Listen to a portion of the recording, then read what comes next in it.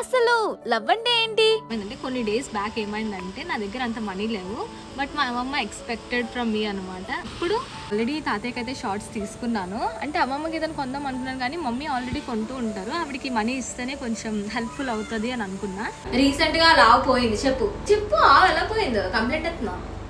ఇంకేం తెలియకపోని and guys, ఇతనే మా తాతయ్య. మీకు గుర్తుందా, మనకి చిన్నప్పుడు మన గ్రాండ్ పేరెంట్స్ వెళ్ళిపోతున్నప్పుడు నలిపేసి మరీ చేతిలో పెట్టి మనీ ఇచ్చేవారు. ఇక్కడ మీరు అబ్జర్వ్ చేస్తే మా అమ్మమ్మ మా తాతయ్యకి తెలియకూడదని ఎక్స్ప్రెషన్ ఇవ్వలేదు. మా తాతయ్య చూసినా సరే చూడలేనట్టు వెళ్ళిపోతున్నారు. గాయస్, అంత సీన్ లేదు, కంట్లో ఏదో పడిపోయింది.